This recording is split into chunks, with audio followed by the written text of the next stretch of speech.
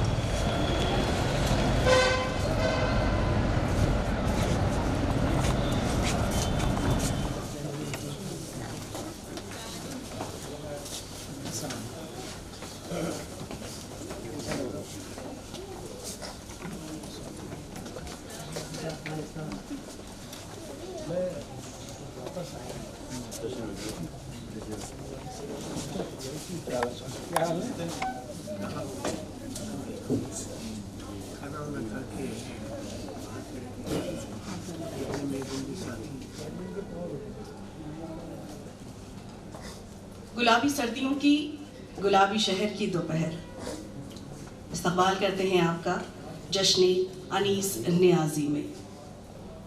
محترم حضرات، سب سے پہلے جو ایک التماس میں کروں گی وہ یہ کہ ماشاءاللہ ہمارے پاس بیٹھنے کا انتظام اچھا خاصا ہے، اس لحاظ تشریف رکھیں، باہر جا کر اس کو سن لیں. بہت دنوں سے کوشش جو ذہن کے گوشوں میں تھی اور لوگوں کے دلوں میں حسرت کے ساتھ پیدا ہو رہی تھی کہ ایک بہت ہی پیاری سی شخصیت جس کے قہقہے گونجتے ہیں تو ہمارا گھر یعنی کہ جو قریب والا گھر ہے اس کی دیواریں بھی ان کو روک نہیں پاتی. جب وہ حضور اکرم صلی اللہ علیہ وسلم کا نام بڑا دیوانہ ہو کر کے لیتا ہے کہ سرکار عالم، واقعی یہی ہوتا ہے جذبہ، وہ 3 گھر دور گونجتا ہے. وہی شخصیت جس کی 2 کتابیں آ چکی ہیں، بڑی محبتوں سے وہ انسان رات کے لمحوں میں عبادتیں کرتا ہے. مجھ سے گناہ جیسی کام نہ ہوں اور ایسے ہو جائیں جس سے کہ میں کسی کے دل میں جگہ بنا پاؤں. اور جب وہ قلم تھام کر کے لکھتا ہے تو واقعی میں بہت خوب لکھتا ہے. اس نیازی لکھ رہا ہے لیکن اس کے جذبوں میں وہی صداقت ہے. لہٰذا آپ کا بے حد خیر مقدم ہے. جشن کا سا ماحول ہو جاتا ہے.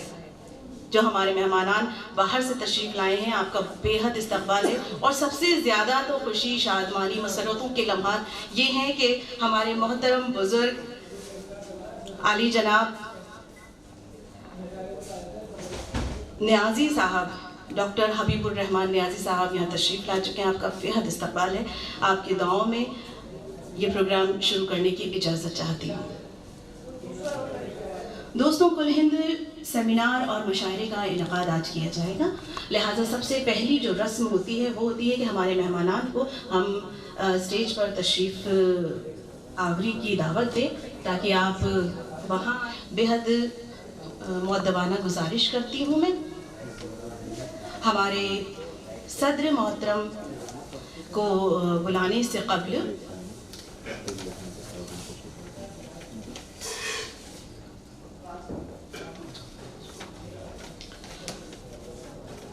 تو سب سے پہلی گزارش تو میں سجادہ نشین درگاہ حضرت سید میر قربان علی جے پور عالی جناب مولانا ڈاکٹر سید حبیب الرحمان نیازی صاحب سے ہی گزارش کروں گی کہ برائے مہربانی آپ تشریف لائیں سر، کیونکہ اسٹیج پہلے رونق سے بھر جائے، پھر پہلے چاند آ جائے، پھر ستارے تو ہم بلائیں گے ہی.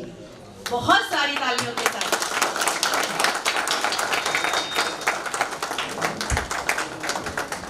کہتے ہیں کہ تم نے 14ویں کے چاند کو دیکھا ہے، مجھے یقین ہے کہ تم نے ضرور اس کی تصویر دیکھی ہوگی. بہت بہت انداز میں آپ سے بھی गुजारिश करती हूँ कि सर आप तशरीफ लाएं। प्रोफेसर वाहिद नज़ीर साहब, हजरत तालीम की कमी तो ना कीजिए, आखिर हमारे मेहमान तशरीफ ला रहे हैं। मालूम तो हो कि जयपुर वाले कैसे इस्तकबाल किया करते हैं। मेहमान खुसूसी और भी हमारे मेहमान हैं, हमारे मोहतरम बुजुर्ग शायर फराज हामिदी साहब, आपसे भी मुअद्दबाना इल्तमास करती हूँ कि सर प्लीज तशरीफ लाएं, स्टेज को ज़ीनत बख्शें। फराज हामिदी साहब,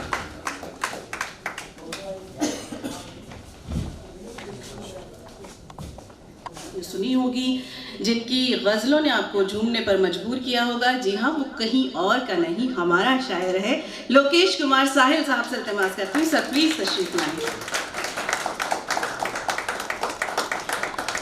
इनके साथ ही अदब का एक नुमाया नाम जिसने अपनी बातों को मनवाया है, जिसने उन खोए हुए या ये कहें कि गुमशुदा गोशों को वाह किया है, हमारे राजस्थान का ही नाम है रानी साहब। तशरीफ लाएं सर।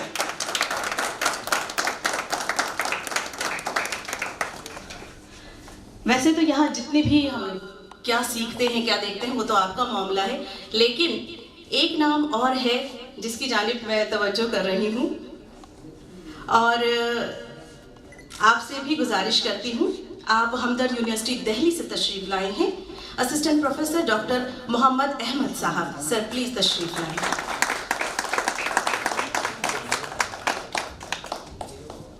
हाँ, तशरीफ लाएं सर। साहब हम आपको जाने नहीं देंगे, ऐसे कैसे कह दिया आपने?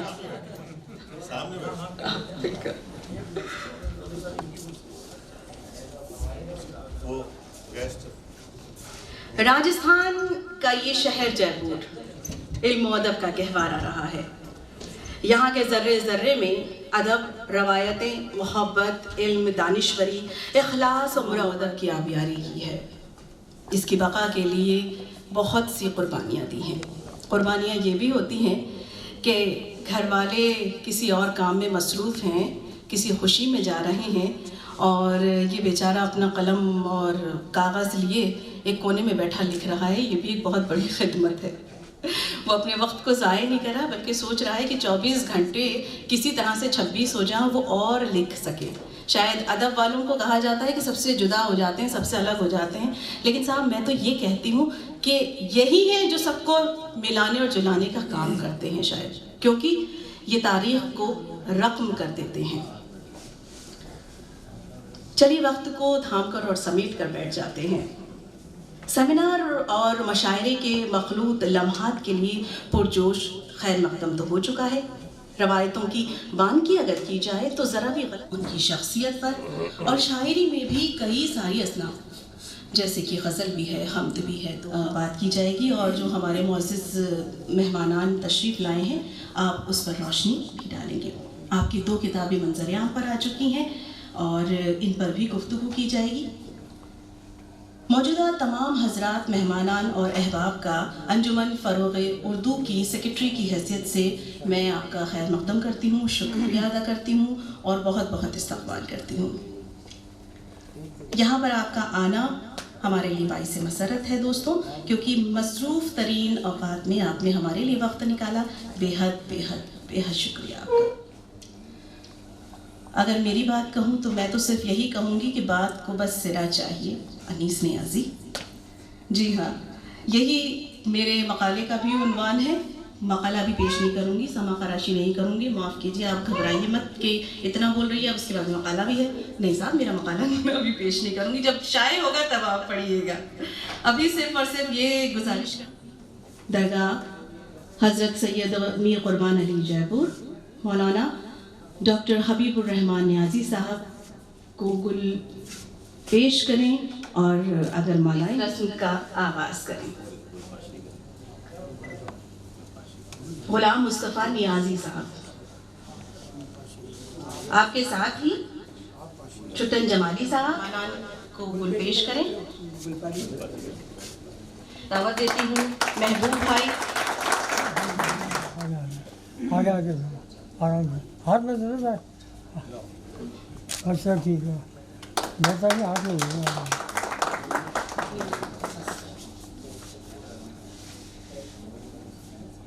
हाथ में दे दो।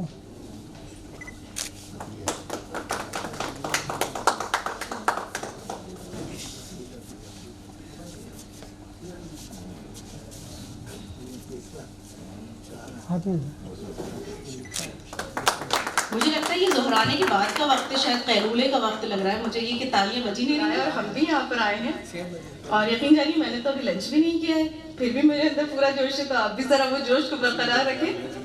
चलिए अब इसकी जो इंतजामिया शहरों से बाहर निकल कर और सफ़र की तकालीफ बर्दाश्त करते हुए इस शहर जयपुर में अपने मकालों के साथ तशरीफ़ लाए हैं। मकाला लिखना कोई आसान चीज़ नहीं होती है, इस पे हम आगे बात करेंगे। जब शायर अपना कलाम पढ़ता है तो शायर के पास एक गुंजाइश होती है कि एक गज़ल को वो 10 जगह पढ़ सकता है। जो गज़ल उसने बीकानेर में पढ़ी वो जयपुर भी पढ़ सकता है, इलाहाबाद भी पढ़ सकता है। लेकिन अगर वो अनीस नियाज़ी पे मकाला लिखेगा तो उसको अनीस नियाज़ी को पढ़ना पड़ेगा और वो मकाला सिर्फ अनीस नियाज़ी के प्रोग्राम में ही पढ़ा जाएगा और जगह नहीं पढ़ा जाएगा। तो बड़ी जिगर सोजी के लिए और अंजुमन फ़रोग़ उर्दू जिसने इस प्रोग्राम का एहतमाम किया कि इन्होंने इतने तुझको एहतमाम के साथ इस सेमिनार का एहतमाम किया और अनीस नियाज़ी साहब के मजमूओं पर मकाले लिखवाए। इसके लिए अंजुमन फ़रोग़ उर्दू काबिल दाद हैं, काबिल सताइश हैं ये, क्योंकि किसी शायर पे जब मकाला निगार मकाला लिखता है तो उसकी तनकीदी निगाहें भी बहुत ज़्यादा काम करती हैं। वो उस शेर के वज़न बहर को पहले देखता है, इसके बाद ज़बान और बयान को देखता है, मानी और मेयार को देखता है। बहुत सारी मुश्किलें मकाला निगार के सामने मकाला लिखते वक्त होती है और सबसे बड़ी मुश्किल ये होती है कि वो हक गोई करे या कसीदा गोई। ये मुश्किल मकाला निगार के सामने बहुत होती है। अगर वो ईमानदार होगा तो उसके सामने मुश्किल पेश आएगी। तो बहुत मुश्किल तरीन काम है मकाला लिखना। इस पे हम बात करेंगे, मकाले पढ़ेंगे।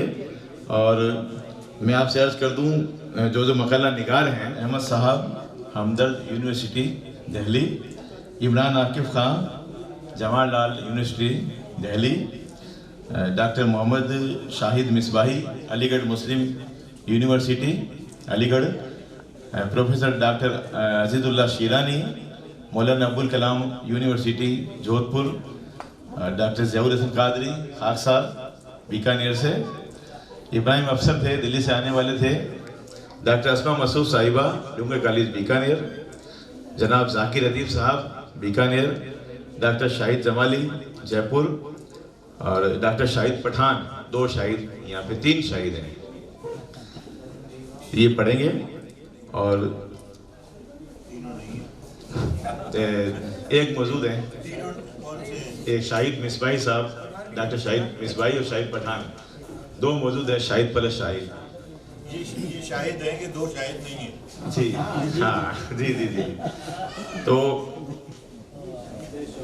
सेमिनार का आगाज उससे पहले मैं मुबारकबाद पेश करना चाहता हूँ अनीस नियाज़ी साहब से कि अनीस नियाज़ी साहब इस मामले में बहुत खुशकिस्मत हैं कि हमारे पीर व मुर्शिद सजादा नशीन दरगाह मीर कुर्बान अली साहब, डॉक्टर हबीबुर रहमान नियाज़ी साहब, साबिक चेयरमैन राजस्थान उर्दू एकेडमी, साबिक डायरेक्टर एकेडमिक कॉलेज एजुकेशन जैसी बदगुजीदा शख्सियत, ऐसी मोतबर शख्सियत, ऐसी मुस्तनद शख्सियत जिनका एहतराम ना सिर्फ राजस्थान बल्कि तमाम हिंदुस्तान में जिनका एहतराम और इज्जत की निगाह से देखा जाता है। तो डॉक्टर नियाज़ी साहब इनको दुआएं देने के लिए यहाँ तशरीफ़ लाए हुए हैं और इनकी बरकत से ये सेमिनार का इनेकाद मुमकिन हो सका है और इनकी बरकत से और इनकी दुआओं से ये सेमिनार कामयाब होगा। डॉक्टर हबीबुर रहमान नियाज़ी साहब यहाँ तशरीफ़ रखते हैं, तो नियाज़ी साहब आप ये समझिए, अनीस साहब समझिए कि आपका सेमिनार यहीं कामयाब हो चुका है। एक ऐसी अजीम और शान शख्सियत यहाँ तशरीफ़ रखती हैं। तो मैं निहायत अदब और एहतराम के साथ हज़रत डॉक्टर हबीबुर रहमान नियाज़ी साहब से दरख्वास्त करता हूँ कि आप सेमिनार के इफ्तिताह का ऐलान करें। یہ دو گاڑیاں ہیں 9188, دوسرے 7001. یہ غلط ہے پارکنگ میں, اس کو صحیح کر دیں. 9188 7001. شکریہ.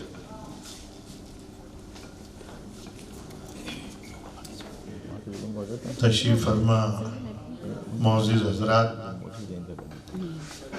خاص طور سے اس انیس فن و شخصیت سیمینار پہ کی جو صدارت کر رہے ہیں واحد نذیر صاحب, میرے بھائی لوگیش ساحل صاحب, اور ہمارے مہمان جو ہمدرد یونیورسٹی سے تشریف لائے وہ, اور محترم المقام حامد فراز صاحب,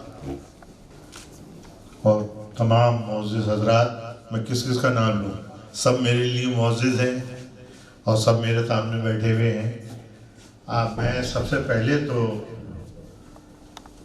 دیتا ہوں اور یہ دعا کرتا ہوں کہ اللہ تعالیٰ ہر کسی کو ان جیسی اولاد, بھانجے بھتیجے عطا کرے.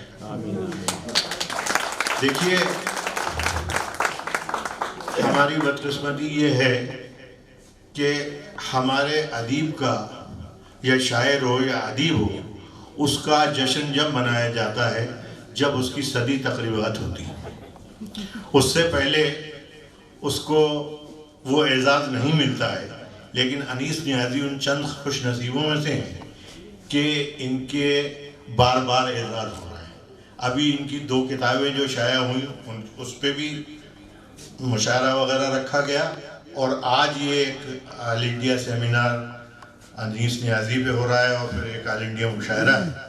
تو میں ان کے اہل خاندان کو مبارکباد دیتا ہوں کہ انہوں نے ان کے لیے یہ کیا, اور یہ واقعی خوش نصیب ہیں کہ جو انہوں نے اتنی اپنے ترقی پائی. انیس نیازی کا جہاں تک تعلق ہے, وہ تو اب ان کی فن و شخصیت کی سمت و رفتار آج کے بعد طے ہوگی, اور مجھے امید ہے جو فاضل مقالہ نگار ہیں وہ جو سمجھا ہے انہوں نے وہ رکھیں گے. تو ان کی شخصیت کو سمجھنے میں, کیونکہ جو شخصیات یہاں موجود ہیں اور جو ان پہ مضامین پڑھیں گے وہ ہندوستان لیول کی شخصیات ہیں اور وہ مشہور ہیں. تو مجھے یقین ہے کہ یہ ضرور کامیاب ہوگا. یہاں میں انیس نیازی کی عمر کے لیے اور ان کی صحت کے لیے اللہ سے دعا کرتا ہوں کہ ان کو لمبی عمر عطا فرمائے اور یہ اسی طریقے سے خدمت کرتے رہیں. دیکھیے, میرا موقع یہاں یہ نہیں ہے کہ میں زیادہ تقریر کروں, خالی افتتاح کے لیے میں کھڑا ہوا ہوں. لیکن ایک بات, میں یہ انیس نیازی مجھ سے عمر میں بڑے ہوں گے, لیکن چونکہ میں ان کی پیر کی حیثیت سے یہاں کھڑا ہوں, اس لیے میں ان سے یہ کہوں گا, انہیں یہ نصیحت کروں گا, خادم ادب بن کے رہیں, مخدوم ادب بننے کی کوشش نہیں کریں. جب آپ خادم ادب رہیں گے اور ادب کا خادم اپنے کو آپ سمجھیں گے تو اس وقت ہی آپ ترقی کر سکتے ہیں. اور لوگ یہ سمجھ لیتے ہیں کہ صاحب ہمارا جشن ہو گیا, ہماری شان میں یہ ہو گیا, مقالے پڑھ لیے گئے تو اب ہماری ایک حیثیت ہو گئی. تو کبھی دل میں یہ بات نہیں لائیے گا. اور اب ان کی ذمہ داری آج کی بات اور بڑھ گئی. جب یہ ان پہ سیمینار ہوگا اور ان کی اس میں مشاعرہ ہوگا اعزاز میں, تو انہیں بہت سوچ سمجھ کے کہنا پڑے گا. جو بات بھی یہ کہیں گے تو اسے بہت سوچنا پڑے گا. ابھی تو یہ جو دل چاہا انہوں نے لکھ دیا, لیکن اب ان کے فن و شخصیت کا ایک طریقے سے وہ ہو رہا ہے, تو ان کو بہت سوچ سمجھ کے اور بہت اسی طریقے سے کرنا پڑے گا. اور اسی کے ساتھ میں اس سیمینار کے آغاز کا اعلان کرتا ہوں اور یہ دعا کرتا ہوں کہ یہ سیمینار کامیاب ہو. شکریہ. شکریہ ڈاکٹر حبیب الرحمان نیازی صاحب کا. آپ نے انیس نیازی صاحب کو اپنی دعاؤں سے نوازا.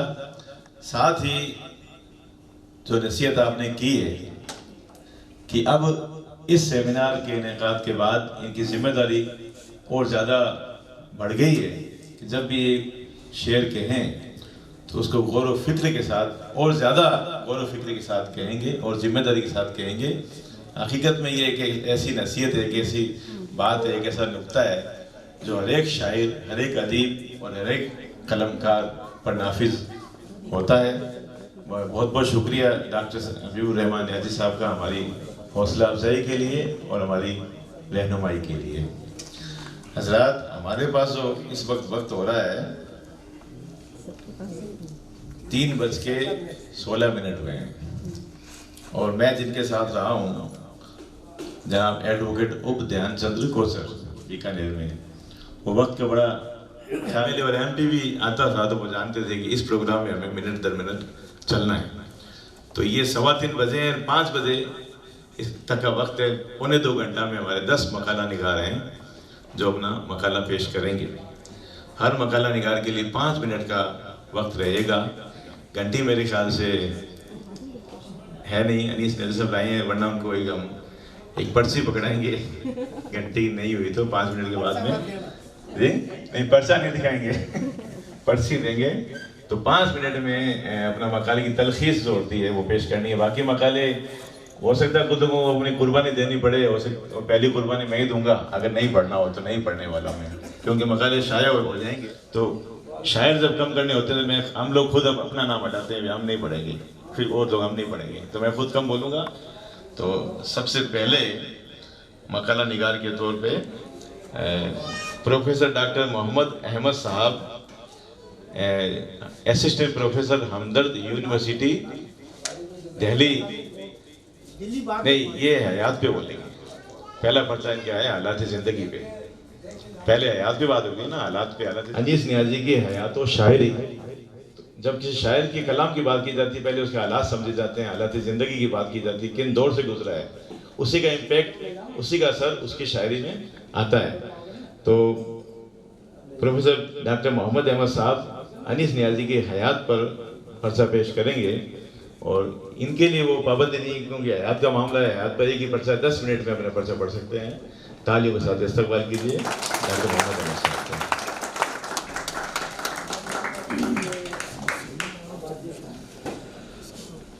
صدر اجلاس، علم و آگہی کے عظیم دانشور حضرات، محترم سامعین، السلام علیکم۔ میرا مقالہ 10 صفحات پر مشتمل ہے۔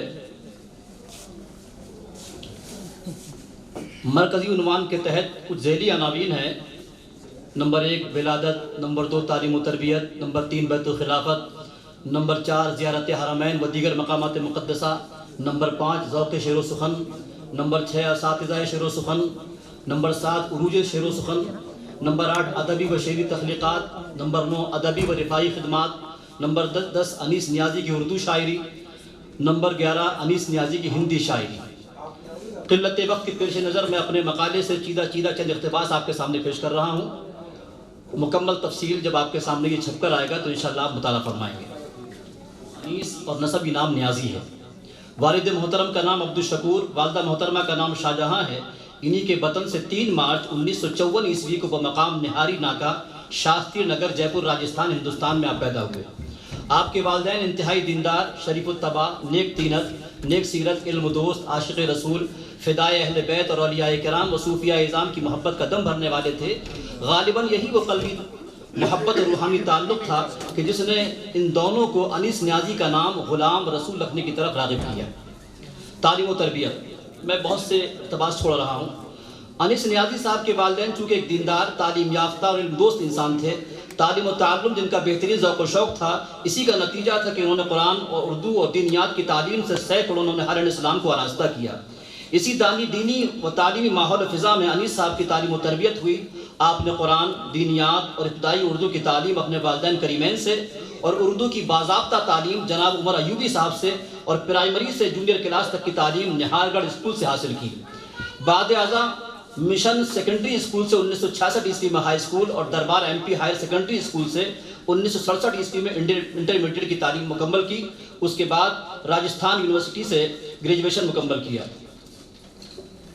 ذوق شعر و سخن، اہل علم و دانش کا قول ہے کہ ماں کو ایسا متاثر کیا کہ آپ کے اندر بھی شعر و شاعری کا مذاق موجے مارنے لگا۔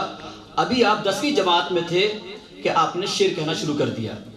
اساتذہ شعر و سخن، علامہ اثر جمالی سے فن شعر و شاعری میں انیس نیازی کو باضابطہ طور پر ابتدائی شرف تلمذ حاصل ہے، جن سے اصلاح کے لیے اکثر آپ ان کی خدمت میں جایا کرتے تھے، اور انہوں نے ہی آپ کا ادبی نام یا تخلص انیس منتخب فرمایا۔ علاوہ ازیں گورنمنٹ سینٹر پریس جے پور میں ملازمت کے دوران محترم بشیر احمد صاحب فرت ایوبی، محترم خورشید احمد صحت اور محترم غوث شریف عارف جیسے دانشوران شعر و سخن کی صحبت میں بھی آپ نے مشق سخن سے فیضیاب آپ ہوتے رہے۔ عروج شعر و سخن: کسی بھی فن یا علم میں مہارت کے لیے اہل علم سخت محنت، تسلسل اور لگن ضروری قرار دیتے ہیں، اور اہل دل یا اہل اللہ مرشد کامل کی خصوصی توجہ یا نظر کرم کا بھی اس میں اضافہ کرتے ہیں۔ بہرحال انیس نیازی کی ذات میں مذکورہ بالا چاروں عناصر کی بخوبی جلوہ گری نظر آتی ہے۔ سید محبوب الرحمن نیازی شرف بیت اور ان کی بابرکت صحبت کا فیض حاصل ہونے کے بعد جہاں ایک طرف آپ کے عقیدہ و ایمان کو تازگی عطا ہوئی تو دوسری طرف آپ کے جذبہ شاعری کو تابندگی حاصل ہوئی۔ مرشد گرامی کی خدمت میں حاضری کے بعد آپ کا ذوق شاعری رفتہ رفتہ ندرت و معنی آفرینی اور تخیل کی بلندی سے ہمکنار ہونے لگا۔ مختصر یہ کہ خانقاہ کی ہر تقریب کی مناسبت سے کلام لکھتے رہنے کے باعث شعر و سخن کی مشق پروان چڑھتی رہی، اور پھر اس خانقاہی ماحول مزاج نے موصوف کو حمدیہ، نعتیہ، منقبتیہ اور تصوف کے رنگ میں غزلیہ کلام لکھنے کی طرف راغب کیا۔ مثلا ان کے یہ اشعار دیکھیں: خود بخود تار نفس زیر و زبر ہو جائے گا، خود بخود تار نفس زیر و زبر ہو جائے گا، جب فسانہ زندگی کا مختصر ہو جائے گا۔ بے اثر ہوں عشق کی آہیں کبھی ممکن نہیں، دیکھنا خود حسن ایک دن جلوگر ہو جائے گا۔ کچھ ایسا نقشہ تصویر ہو گیا، دل خود اسیر زلف گرہ گیر ہو گیا، وہ سرخ روح ہوا جو محبت میں مٹ گیا، نام اس کا لوح دہر پہ تحریر ہو گیا۔ میں نے بہت سے جو ذیلی علامہ نیازی کے 2 شعری مجموعے ہیں جو حمد باری تعالیٰ، نعوت، مناقب، غزلیات، رباعیات، قطعات، منظومات اور دوہوں وغیرہ پر مشتمل کلام کے حسین گلدستے ہیں، جن کے اکثر حمدیہ، نعتیہ، منقبتیہ اور غزلیہ کلام کی ردیف، قافیہ اور ضمیر انتہائی سادہ اور سہل ہے۔ اکثر و بیشتر کلام توحید رب العالمین، فضائل و محامد سید المرسلین، مناقب اہل بیت و اولیاء کاملین، قرآن و حدیث اور سیرت رسول اکرم صلی اللہ علیہ وسلم کی بوقلمینی سے سرشار نظر آتا ہے۔ اس کے علاوہ غزلیہ کلام تصوف کا لبادہ اوڑھے نظر آتا ہے، تو دیگر کلام عقیدت و محبت کی دہلیز پر دست بستہ کھڑا دکھائی دیتا ہے۔ قرآن و سنت کے مطابق خشیت الہی، حب رسول یا عشق رسول ایک مومن کے لیے جزو لا ینفک کی حیثیت رکھتے ہیں، بلکہ حقیقت یہ ہے کہ بندہ مومن کو معراج ایمانی اسی وقت حاصل ہوتی ہے جب اس کا سینہ عشق مصطفیٰ صلی اللہ علیہ وسلم کا مخزن و مسکن ہوتا ہے، اور یہی وہ نعمت عظمیٰ ہے جس کے باعث کلام میں روحانی طہارت و لطافت اور قلوب کو منور و مجلہ کرنے والی کیفیت پیدا ہوتی ہے۔ کلام انیس کا بنظر غائر مطالعہ کرنے سے ایسا معلوم ہوتا ہے کہ وہ در حقیقت اس خوف خدا اور عشق مصطفیٰ کا منظوم اظہار ہے جو آپ کے دل میں موجے مار رہا تھا۔ مثلا یہ اشعار دیکھیں: سامنے رحمت کے تیری کیا گناہوں کا شمار، اے میرے مالک، میرے مولا، میرے پروردگار۔ قدم قدم پر تمہاری رحمت، نفس نفس ہے تمہیں سے نسبت، تمہارے خادم تمہاری امت کی لو تمہیں سے لگی ہوئی ہے۔ نامہ اعمال میں کچھ تو نہیں میرے خدا، صرف سرکار دو عالم کی محبت دل میں ہے۔ کلام انیس کی ایک ممتاز خوبی یہ ہے کہ حمد ہو یا نعت، منقبت ہو یا ربائی، ہر ایک میں رنگ تغزل، نغمگی و شیرینی اور فصاحت و بلاغت کا ایسا تنوع موجود ہے جو سامعین کو مسرور کر دیتا ہے۔ شعر و سخن سے ذرا سی بھی واقفیت رکھنے والے قارئین مندرجہ ذیل اشعار سے اس کیفیت کا بحسن خوبی احساس کر سکتے ہیں۔ آرزو یہ ہے تیرے جلووں میں گم ہو جاؤں میں، آرزو یہ ہے تیرے جلووں میں گم ہو جاؤں میں، تو ہی میری جستجو ہو، تو ہی میرا خیال۔ میرا دل سرور کونین کا بیمار ہو جائے، میں تڑپوں اس طرح کہ کاش ان کو پیار ہو جائے۔ سر لامکاں پہ بلا لیا، انہیں اپنا جلوہ دکھا دیا، اٹھے پردے ذات کے برملا جو ازل ہی سے تھے حجاب میں۔ انیس نیازی کا پہلا مجموعہ بلہائے عقیدت صرف اور صرف نعوت اور مناقب پر مشتمل ہے، اور دوسرے مجموعے سوز و ساز میں بھی اس کی بحسن و خوبی جھلک نظر آتی ہے۔ بظاہر ایسا محسوس ہوتا ہے کہ وہ نہ صرف ایک محب رسول بلکہ عاشق اہل بیت، غلام پنجتن اور فدائے اولیاء اللہ ہیں، کیونکہ محبت رسول، محبت آل رسول اور نائبین رسول کے بغیر ہرگز ممکن نہیں۔ غالباً اسی وجہ سے مذکورہ بالا تینوں محبتیں آپ کے دل و دماغ پر نقش رہتی ہیں، اور مکمل کلام میں اس کا عکس جمیل نظر آتا ہے جو حسب ذیل اشعار سے بخوبی مترشح ہوتا ہے۔ خدا کی اور نبی کی اہل ایمان کو ہدایت ہے کہ اہل بیت کی الفت ہی ذریعہ شفاعت ہے۔ تمہارے گھر سے نکلی ہے امامت بھی، ولایت بھی، امیر کارواں تم ہو، جہاں کے پیشوا تم ہو۔ ولی برحق، ولی کامل، ولی اطہر، ولی برتر، ہماری دنیا ہمارا عقبہ سدھارتے ہیں، سدھارتے ہیں۔ انیس نیازی کی ہندی شاعری۔ کسی بھی شاعر کی شعر گوئی، پرواز تخیل اور اس کی فکری کاوش کے معیار کا جائزہ لینے کے لیے شعری تلازمات، مناسبات اور ادبی اصطلاحات کے ساتھ ساتھ اس بات کو ملحوظ رکھنا بھی انتہائی ضروری ہے کہ اس کے گرد و پیش اور اطراف و اکناف میں پائے جانے والے ماحول اور زبان کا بھی جائزہ لیا جائے کہ جس میں اس کی جولانی طبع پروان چڑھی اور اپنے افکار و خیالات کے موتی بکھیرتی رہی اثر ہوتا ہے۔ شاعر جب اپنے گرد و پیش کے ماحول اور زبانوں سے متاثر ہوتا ہے تو اس کے کلام میں سود و شگفتگی، جدت و برجستگی اور ندرت و جاذبیت جنم لیتی ہے۔ اس پس منظر میں جب ہم انیس نیازی کے کلام کا جائزہ لیتے ہیں تو پتہ چلتا ہے کہ موصوف اپنے گرد و پیش اور اطراف و اکناف کے ماحول سے کے ساتھ ساتھ ہندی، ہندوستانی اور علاقائی زبانوں پر بھی عدد طولہ رکھتے ہیں۔ آپ کے مجموعوں کا مطالعہ بارہا یہ باور کراتا ہے کہ آپ کافی حد تک علاقائی اور مقامی بولیوں سے واقف و آگاہ ہیں، اور ایک شاعر و ادیب کے لیے ضروری بھی ہے کہ وہ اپنے مضافات اور قرب و جوار میں بولے جانے والے الفاظ، کلمات اور محاورات پر گہری نظر رکھے اور ان کو اپنی نگارشات، تصنیفات اور اشعار میں حتی الامکان استعمال کرے۔ مختصر یہ کہ آپ کے کلام میں ہندی اور علاقائی زبانوں کا برمحل استعمال ہوا ہے۔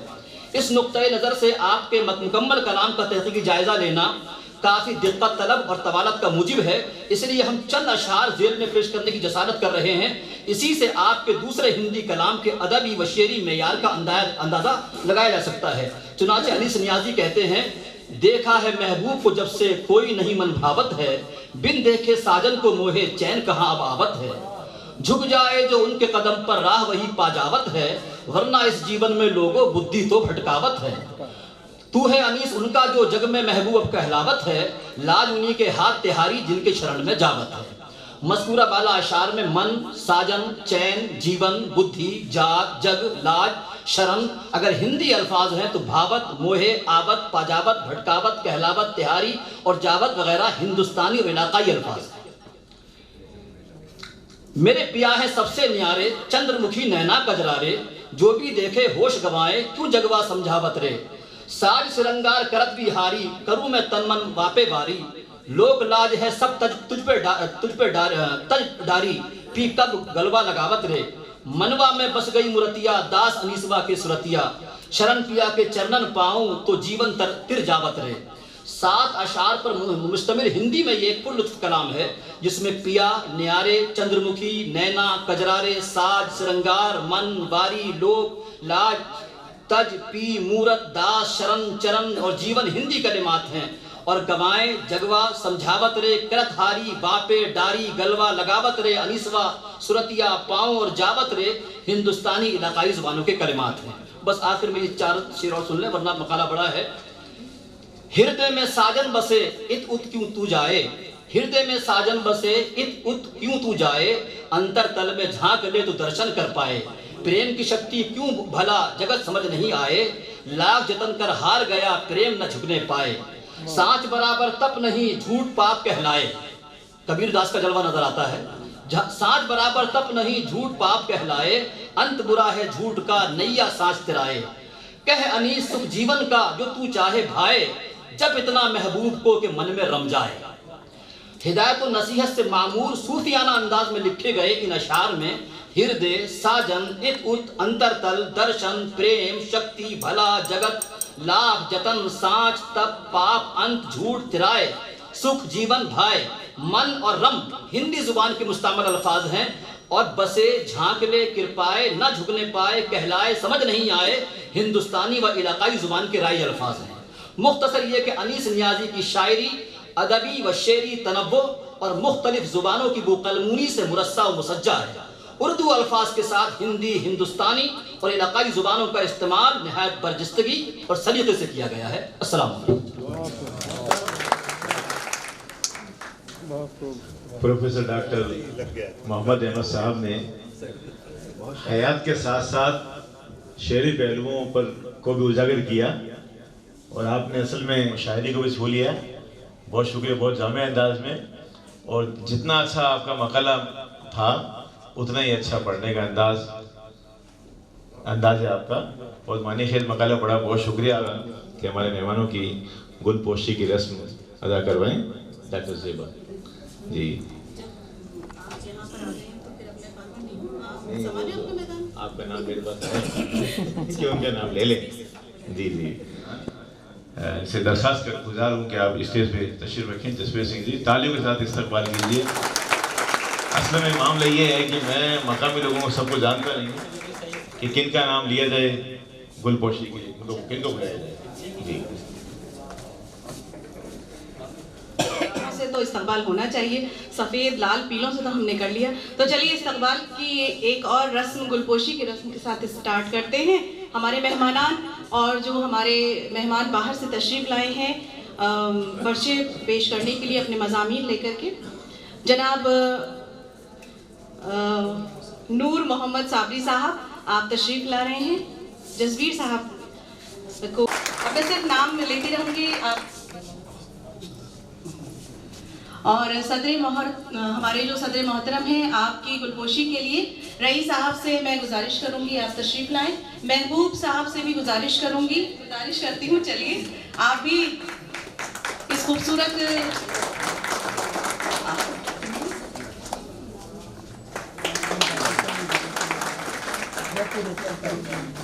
ہمارے مہمانان بہت ہیں، اور محمد محمود خان صاحب سے بھی گزارش کروں گی کہ آپ بھی، قادری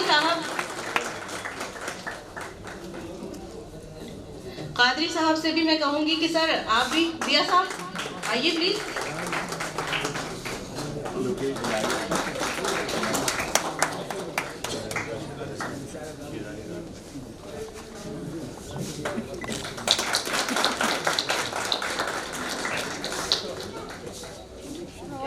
یہ ہوئی بابرکت بات کہ اپنے پیر صاحب کے ہاتھوں سے پیر صاحب کی پھول، واہ بھائی واہ، ماشاء اللہ ماشاء اللہ۔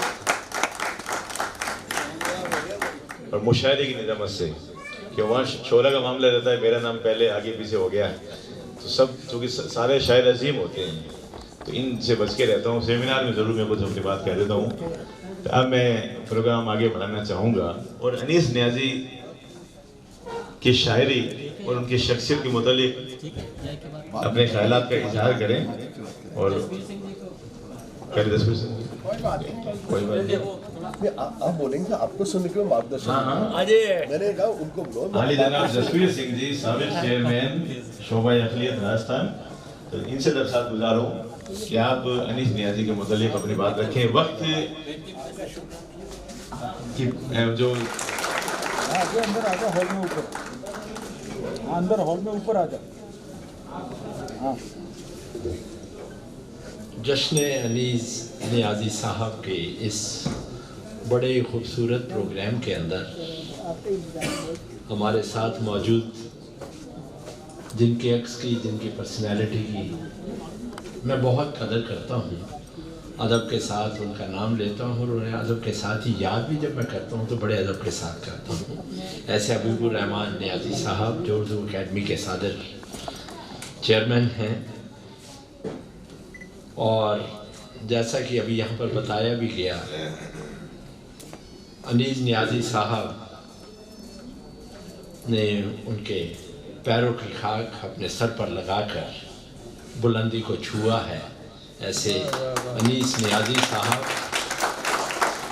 جن کے ادب میں ہم نے اس پروگرام کو یہاں پر رکھا گیا ہے، منچ پر براج رہے، جے پور کی گنگا جمنی تہذیب کے ایک برانڈ ایمبیسڈر، جن کو اکثر ہم ان پروگراموں کے اندر دیکھتے ہیں، چاہے وہ 5 ستارہ ہوٹل میں ہوں، چاہے چیمبر بھون میں ہو، اور چاہے کسی چھوٹی جگہ پر بھی ہو۔ ایسے میرے بھائی لوکیش کمار جی ساحل صاحب، ڈاکٹر وحید نذیر جی، سنیل جی، جو اردو کے بہت بڑے جو ہے وہ پرشنسک بھی ہیں، سنستھا ہے جو تعلیم کے شیتر میں بہت بڑا کام کر رہی ہے، اس کی آپ صدارت بھی کر رہے ہیں۔ ایسے سنیل جی، فراز احمدی صاحب جن کے ساتھ میں کئی پروگراموں میں ملا ہوں، یہاں پر سارے ہی جو یہاں پر موجود لوگ ہیں، بہنیں اور بھائیوں، میں کوئی زیادہ بول نہیں پاؤں گا کیونکہ میرے کو کوئی زیادہ معلوم بھی نہیں تھا۔ میں پیچھے کچھ میرے 10-12 دن سے کوئی طبیعت اچھی نہیں تھی، لیکن میرے کو جب انیس نیازی صاحب کا یہ انویٹیشن ملا تو میں اپنے آپ کو روک نہیں پایا، میں نے کہا کہ ضرور میری حاضری ضرور لگے گی۔ اور ابھی جو میرے آنے کے وقت یہاں پر بول رہے تھے، میں سمجھتا ہوں کہ میں اس کے بعد کچھ بولتا ہوا بہت فیکا سا دکھ رہا ہوں، اور ایک اور بھی اس میں وجہ، میں نے جب ان کی تقریر کو سنا اور ابھی میرے کو یہاں بلایا گیا تو میرے کو ایک واقعہ یاد آیا ڈاکٹر راجا کرشنن کے زمانے کا. آپ سب جانتے ہیں وہ ہندوستان کے راشٹرپتی رہے, اس سے پہلے وہ وائس پریزیڈنٹ. تو نیازی صاحب وہ جب وائس پریزیڈنٹ تھے تو راجیہ سبھا کے وہ چیئرمین بھی تھے. تو پرنس چارلز کے father Duke of Edinburgh, Queen Elizabeth کے ہسبینڈ, اور انگریزیت میں اور انگریزوں کا ایک بہت بڑا نام, تو وہ آئے تھے یہاں پر. تو ان کا استقبال کیا گیا جوائنٹ سیشن آف پارلیمنٹ میں, اور جوائنٹ سیشن آف پارلیمنٹ میں ویلکم ایڈریس ڈاکٹر راجا کرشنن نے دیا as x آفیشیو chairman of Rajya Sabha. ان کے ویلکم ایڈریس آپ جانتے ہیں ڈاکٹر راجا کرشنن بہت بڑے اسکالر تھے, ہندی کے بھی, سنسکرت کے بھی, انگریزی کے بھی. ان کے ویلکم ایڈریس کے بعد جب پرنس چارلز کو بولنے کے لیے کہا گیا تو پرنس چارلز نے کہا کہ میں ایک پروفیسر بول کر چلا گیا ہے اور ایک اسٹوڈنٹ کو انوائٹ کیا گیا ہے بولنے کے لیے. یہ پرنس فلپس نے کہا. تو ان کے بولنے کے بعد میرے کو بھی ایک ایسا لگ رہا ہے کہ کسی ودیارتھی کو کہہ دیا گیا ہے پروفیسر صاحب بول کر جا چکے. تو میرے کو معاف کریں گے آپ. باقی جو شاعری ہے انہوں نے جو رچی ہے اپنے انیس صاحب نے, تو اردو شاعری تو وہ بات ہے کہ جس طریقے سے چلتی ہوئی ٹھنڈی ہوائیں ہوں, یا سورج سے برستا سونا ہو, یا بہتا ہوا پانی کا جھرنا ہو, یا کسی پھول کی خوشبو ہو, یا کسی معصوم بچے کی مسکراہٹ ہو, تو اس کو آپ کسی جاتی میں, مذہب میں, پردیش میں, سیما میں آپ اس کو ڈیفائن نہیں کر سکتے. اور اردو زبان بھی جو ہے وہ کچھ ایسی ہی ہے. اور یہاں پر اردو زبان جو ہے وہ صرف, میں کئی بار اکثر کہتا ہوں کہ یہ کوئی مسلمان کی ہی چیز نہیں ہے. یہ ایک تہذیب کا نام ہے, یہ ایک سوچ کا نام ہے, یہ ایک دوسرے کو ادب دینے کا نام ہے. اور اس لحاظ سے میں سمجھتا ہوں کہ اردو جتنی پھیلے, جتنی بڑھے, یہ ہمارے ملک کی روایتوں کے لیے بھی, ملک کے ماحول کے لیے بھی بہت ہی جو ہے نا اعلیٰ چیز, اعلیٰ بات ہوگی. کیونکہ اسی اردو زبان میں علامہ اقبال رہے, گرو نانک دیو جی جن کا 550واں پرکاش پرو منایا جا رہا ہے. آپ میں سے کچھ لوگ شاید پرسوں چیف منسٹر صاحب کے گھر پر بھی رہے ہوں گے جہاں پر ان کا پروگرام کیا گیا. تو علامہ اقبال نے گرو نانک دیو جی کے لیے کہا, جگایا خواب سے, یہ علامہ اقبال نے کہا.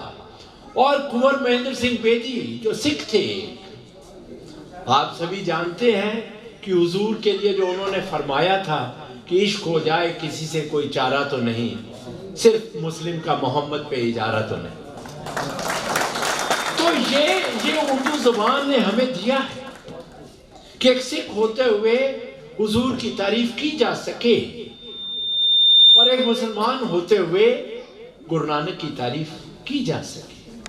تو یہ ایک ایسی, اور پھر شاعری ہو, کویتا ہو, یہ تو ہمیں بہت کچھ دیتی ہیں. جہاں پر لوکیش جی بیٹھے ہیں, سنیل جی بیٹھے ہیں, اور کئی باتیں اپنے سامنے آئیں گی. اور جو کوی ہے اور جو شاعر ہے اس کا ہمارے ہندوستان میں تو ایک ادب رہا ہے, ایک ٹھکانہ رہا ہے, ایک مقام رہا. اور مقام بھی ایسا رہا کہ جو راج کرنے والے لوگ بھی تھے ان کا استقبال کیا کرتے تھے اور ان کے سامنے سر جھکایا کرتے تھے. بھرتری ہوئے اجینی کے راجہ تھے, انہوں نے اس میں ایک ان کی نیتی شتکم ہے کتاب جس کے اندر انہوں نے سماج کی روایتوں کے بارے میں بہت کچھ کہا, اور سماج میں الگ الگ کام کرنے والوں کے بارے میں بھی بہت کچھ کہا.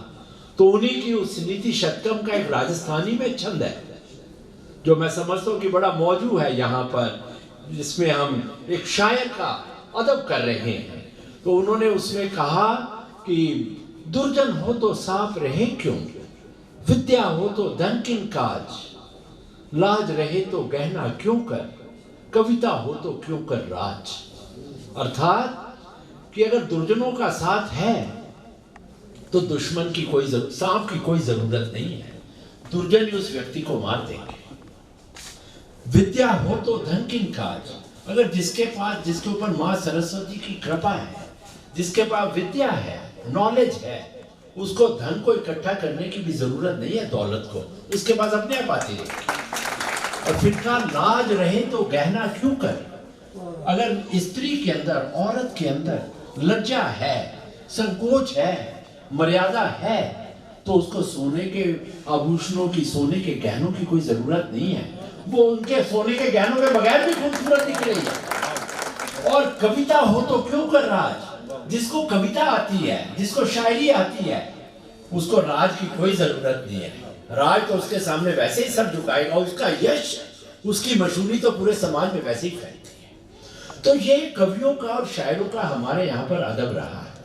उस रिवायत को हम जिंदा रख सकें तो ना केवल हम अपने समाज को एक रोशनी देने का काम करने वाले गंगा जमुनी तहजीब को जिंदा रखने की है, मैं समझता हूँ कभी भी नहीं थी।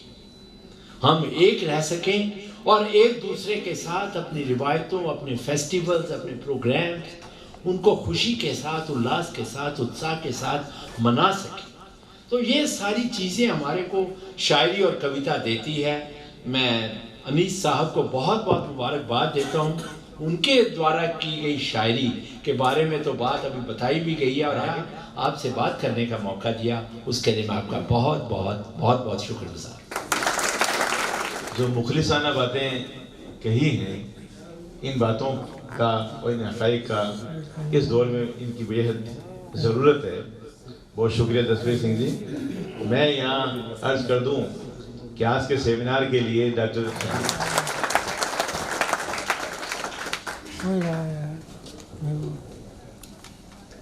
दोस्तों, मैं दोस्तों पे आ गया।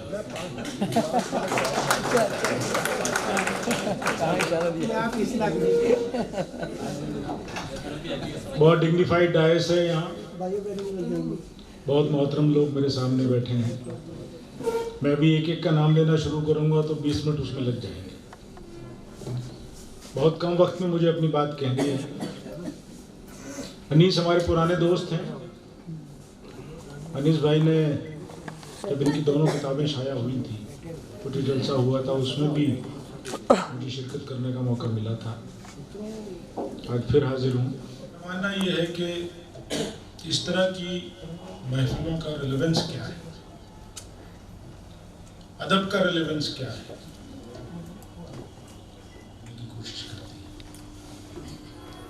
अदब और अदब से जुड़े लोग, उनका बेसिक काम क्या है। ये पुरानी कहानी है कि एक बार एक जंगल में आग लगी थी। दावानल बोलते हैं हिंदी में जंगल की आग को, दावानल था। तो एक चिड़िया अपनी चोंच में पानी लेती है और उस आग पे डाल करके उस आग को बुझाने की कोशिश करती है। किसी समझदार आदमी ने कहा कि अरे चिड़िया, क्या तेरी चोंच मतलब नहीं कि दावानल उस पानी से बुझेगा या नहीं बुझेगा। लेकिन मैं मुतमईन हूँ इस बात से कि जब भी आज का इतिहास लिखा जाएगा तो मेरा नाम आग लगाने वालों में नहीं, आग बुझाने वालों में। तो इस तरह के जलसों का जो रेलेवेंस है वो है। और अदब अपने सामाजिक सरोकार के बिना, माफ़ कीजिएगा, अल्फाज की अय्याशी के अलावा कुछ नहीं है। बौद्धिक विलासिता है अगर उसके सामाजिक सरोकार न हो साहित्य के, तो अल्फाज की अय्याशी जो है तो उसका दौर नहीं रहा। शायरी और लिटरेचर की तमाम विधाएं अपने तेवर, अपने कलेवर को बदल चुके हैं। अब आप गौर फरमाएंगे तो वो पहले की तरह जामो मीना, गुलो बुलबुल, वो सारी चीज़ें पीछे छूटती हैं। क्योंकि ज़िंदगी में सुबह से शाम तक जो घट रहा है, अगर वो आपके लिखने में रिफ्लेक्ट नहीं हो रहा है, आप अपने आज को नहीं जी रहे हैं, तो माफ़ कीजिएगा, फिर वो शायरी नहीं है, वो कुछ और है। और मैं सिर्फ ये अर्ज करना चाहता हूँ दोस्तों, हमारे दोस्त हैं दीक्षित दनकौरी, उनका एक शेर है। डॉक्टर हाशमी बैठे हैं, रफीक हाशमी साहब। आप याद कीजिए, आप लोगों ने जब मुशायरे में जाना शुरू किया था, उस समय मुशायरे से आज की तरह खाली हाथ लौट के हम लोग नहीं आते थे, कुछ साथ लेकर के आते थे। और वो साथ हम क्या लेके आते थे? ایک تہذیب لے کے آتے تھے، ایک کلچر لے کے آتے تھے۔ میں اپنا بتاتا ہوں دوستوں، نے عزیز صاحب کو یاد ہوگا جب میں نے مشاعرے پڑھنا شروع کیا تھا تو اس دور میں جب تک ہمارے بڑے کسی شعر پہ داد نہ دے دیں تب تک ہماری ہمت نہیں ہوتی تھی کہ منہ کھول کے بات بول دیں۔ دیکھتے تھے کہ ہاں یہ جو بڑے بیٹھے ہیں انہوں نے داد دے دی کیا، پہلے ان کی وہاں کا انتظار رہتا تھا۔ آج میں دیکھتا ہوں کہ کل کا لونڈا اتنا چیخ کر کے داد دیتا ہے کہ جو مسند صدارت پہ صاحب بیٹھے ہیں وہ گھبرا جاتے ہیں۔ اور معاف کیجیے گا، آج کل کی صدارت بھی جو ہیں جیسی سیاست میں ہو رہی ہے ویسی ادب میں ہو رہی ہے۔ انیس بھائی پہ پھر بات کریں گے، اور لوگ ہیں بات کرنے کے لیے۔ ابھی صرف اتنا کہنا چاہتا ہوں دوستو کہ سیاست میں تو کوئی ادب بچا نہیں ہے، لیکن ادب میں سیاست پوری ہے، اور اس سیاست کو بچائیے۔ بہت شکریہ لوکیش کمار ساحل صاحب نے جو مشاعروں کی تہذیب کی بات کہی، بالکل یہ بات صحیح ہے کہ مشاعروں کی تہذیب جو ہے وہ ختم ہوتی جا رہی ہے۔ ایک استاد شاگرد کی جو روایت ہے وہ بھی ختم ہوتی جا رہی ہے۔ داد صرف بات داد دینے والے کی نہیں بلکہ شعر پڑھنے والے کی بات بھی ہے۔ پہلے استاد کو دکھایا کہ کوئی شعر پڑھتا نہیں تھا، ہر کسی شاعر کی ہمت بھی نہیں ہوتی تھی مشاعرے میں شعر پڑھنے کی، لیکن آج کل جو بھی تھوڑا بہت باہر کا معاملہ ٹھیک ٹھاک کر لیتا ہے، دو چار کر لیتا ہے، وہ مشاعرہ زوال ہو رہا ہے۔ یہ بڑا غور و فکر کا معاملہ ہے، اور ہمیں ساحل صاحب نے غور و فکر کرنے کی دعوت دی، اس طرف بھی ہم متوجہ ہوں، شعراء بھی متوجہ ہو، سامعین بھی ہو۔ اس کی سب سے بڑی پاکستان کا شاہد پٹھان صاحب سے درخواست کرتا ہوں کہ اپنا مقالہ پیش کریں۔ 5 منٹ کا وقت آپ کے پاس رہے گا۔ شاہد صاحب کا تعلیم اساتذہ استقبال کیجیے۔ میں کلاسیکل پسندی کے ساتھ ہی ساتھ مذہبی افکار اور روحانی کیفیات کا اظہار خاص طور پر ہوا ہے۔ ان کی شاعری کا حاوی رجحان نعتیہ اور منقبتی نوعیت کا ہے۔ انہوں نے خانقاہی طرز فکر یعنی صوفیانہ مسالے کو سلاسل سے وابستگی رکھتے ہیں، چنانچہ ان کے شعری اظہارات میں یعنی نعت، منقبت وغیرہ میں اسلامی افکار و اقدار کا بیان خصوصیت کے ساتھ دیکھنے کو ملتا ہے۔ اس فکر و احساس کے حامل شعراء میں بسم نقشبندی، ڈاکٹر حبیب الرحمن نیازی صاحب، تبسم قاسمی رحمانی صاحب، اقبال احمد خوشتر، غلام رسول انیس نیازی اور بھی شامل ہیں، فرد صاحب بھی قابل ذکر ہیں۔ انیس نیازی نے شاعری کی مختلف اصناف مثلاً غزل، حمد، نعت، منقبت، قطع، رباعی اور نظم میں تبادمہ کی ہے۔ راقم الحروف نے اپنی سہولت کے طور پر انیس نیازی کی غزلیہ شاعری اور خاص کر اس کی سماجی اور عصری حیثیت و آگہی کو موضوع بحث بنایا ہے۔ اس سلسلے میں شاعر کے حسب ذیل اشعار کو ذہن میں رکھنا ضروری ہے کہ ان سے تخلیق کار کی فکری نہج اور شعری منصب کی نشاندہی ہوتی ہے کون جو سمجھے یہاں افکار صداقت، ہے کون جو سمجھے یہاں افکار صداقت، احساس انیس اور ہے دنیا کی ہوا اور، جس کا ہر ایک شعر بیداری کا ایک پیغام ہو، آج محفل میں انیس ایسا غزل خان چاہیے۔ اس فریب رنگ و بو میں اب میں آ سکتا نہیں، عشق نے بخشی ہے وہ طرز جدا گانا مجھے، ہم اٹھ گئے تو پیار کرے گا وطن سے کون، ساحل صاحب، ہم اٹھ گئے تو پیار کرے گا وطن سے کون، الجھے گا حق کی راہ میں دار و رسن سے کون، کسی مظلوم کے عفو تو سب کچھ کہہ گئے صاحب، کسی مظلوم کے عفو تو سب کچھ کہہ گئے صاحب، مگر ظالم جہاں والے نہ اشکوں کی زباں سمجھے۔ میرے خیال سے ان اشعار کی صراحت کی ضرورت نہیں، ان کی معنویت کے پیش نظر اتنا تو کہا ہی جا سکتا ہے کہ شاعر کو اپنے منصبی ذمہ داری کا احساس ہے۔ وہ شاعری کو محض تفنن طبع کا ذریعہ نہیں سمجھتا، اسے اپنی قومی اور وطنی حالات و حقائق کا شدید احساس ہے، چنانچہ اپنے عرضی اور عصری مسائل پر اس کی نگاہیں مرکوز ہیں۔ سماجی حالات و حوادث کے فنکارانہ ادراک اور اظہار کو اس کے شعری معمولات میں خاص اہمیت حاصل ہے۔ ایک طرف جہاں انیس نیازی کی مذہبی شاعری فن کا مقصدی اور ایقانی تصور پیش کرتی ہے، وہیں انہوں نے غزلیہ شاعری میں بھی زندگی کے بنیادی حقائق و مسائل پر توجہ صرف کی ہے۔ اپنے احساسات و افکار کو انہوں نے کسی قدر مؤثر انداز میں پیش کرنے کی صحیح کی ہے۔ انہیں اس امر کا احساس ہے کہ وہ بات کیا کہ بات ہی جس میں نہ ہو کوئی، وہ بات کیا کہ بات ہی جس میں نہ ہو کوئی، دل میں اتر نہ جائے تو پھر شاعری ہے کیا۔ اب تخیل میں علاج فکر دوراں چاہیے، اب تخیل میں علاج فکر دوراں چاہیے، گویا انسانوں کو دل میں درد انسان چاہیے۔ کسی کا شعر ہے کہ درد دل کے واسطے پیدا کیا انسان کو، ورنہ طاعت کے لیے تو کم نہ تھے کروبیاں۔ لہذا ہم دیکھتے ہیں کہ کلام انیس نیازی میں ایک طرف جہاں عشق و جنون اور تصوف سلوک کے مضامین و موضوعات کا بیان ملتا ہے، وہیں اصل احوال و مسائل اور اجتماعی مظاہر حیات پر بھی انہوں نے سنجیدگی سے غور و فکر کیا ہے۔ انیس نیازی نے تقسیم ہند کے بعد کے زمانے میں ہوش کی آنکھ کھولی اور اپنے گرد و پیش کے تلخ حالات کا مشاہدہ کیا ہے۔ چنانچہ اپنے دیدہ اور آزمودہ تجربات کو انہوں نے غزل شاعری میں بیان کرنے کی شعوری کوشش کی ہے۔ تقسیم ہند نے ہماری مشترکہ ہے۔ بقول ابرار احمد فائق، زندگی کی الجھنیں قدروں کی بربادی ملی، ہم بڑے خوش تھے ہمارے گھر کو آزادی ملی۔ آزادی سے در حقیقت جتنی خوشگوار امیدیں وابستہ کی گئی تھی وہ کما تو پوری نہیں ہوئی۔ چنانچہ خوابوں کی شکست کا درد و کرب آزادی کے دور کے شعراء مثلاً مفتو کوٹی، ناظم سنبھلی، بزرگ شاعروں کا ذکر ہے، وہ چھوڑ دیتا ہوں۔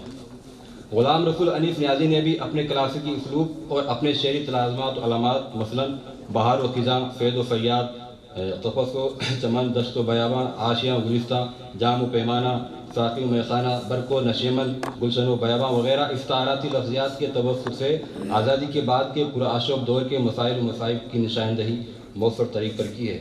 کہتے ہیں کہ وہ بد نصیب جسے مل گئی ہے آزادی، وہ بد نصیب جسے مل گئی ہے آزادی، وہ اب اداس غم بال و پر میں رہتا ہے۔ اے باغباں تجھے اتنا خیال تو ہوگا، یہ کس کا خون تیری فصل نو بہار میں ہے، یہ کس کی آرزو کا خون ہوا ہے گلستہ والو، یہ کس کی آرزو کا خون ہوا ہے گلستہ والو، چھلکتی ہیں یہ کس کی سرخیاں غنچوں کے داماں سے۔ یوں بہار آئی کسی بھی ملک اور اس کی تہذیب و معاشرت کی تنظیم میں سیاسی اور قومی رہنماؤں کے فکر و عمل اور کارکردگی کی خاص اہمیت ہوتی ہے۔ سیاست اگر بددیانت اور منافقت کی حامل ہو تو سماج و معاشرے میں منفی اثرات مرتب ہوتے ہیں۔ انیس نیازی اپنے سیاسی شعور کی روشنی میں سیاست وقت کی غلط روی اور کج ادائی پر بھی اس طرح اظہار خیال کرتے ہیں۔ یہ جن کی زبانوں پر ہے ذکر محبت کا، یہ جن کی زبانوں پر ہے ذکر محبت کا، یہ بیج تعصب کے ہر قلب میں بوتے ہیں۔ علامہ اقبال نے جمہوری نظام کے متعلق کہا تھا کہ جمہوریت وہ طرز حکومت ہے کہ جس میں بندوں کو گنا جاتا ہے، تولا نہیں جاتا ہے۔ انیس نیازی کا تاثر یہ ہے کہ کیا یہ ہے جمہوریت کی رہ، جہاں ہر گام پر کیا مجموعی طور پر کہا جا سکتا ہے کہ غلام رسول انیس نیازی صوفیانہ فکر و بصیرت کے شاعر ہیں، جن کی شاخصی اور روایتی تصورات کی پاسداری کرتے ہوئے معاشی زندگی کے حقائق و تفکرات کا بیان بھی کیا جا سکتا ہے۔ ان کے ایک دو شعر ہیں کہ انیس ہو گیا ذکر محبوب جس میں وہ محفل بڑی معتبر ہو گئی ہے۔ انیس اس کی نظر میں زندگی کی دھوپ کیا شے ہے، انیس اس کی نظر میں زندگی کی دھوپ کیا شے ہے، جو ایک لمحہ بھی گر محبوب کے سائے میں دم لے لے۔ کون آتا ہے نئے دور میں پرسش کو یہاں، کون آتا ہے نئے دور میں پرسش کو یہاں، کوئی آ جائے تو وہ دوست پرانا ہوگا۔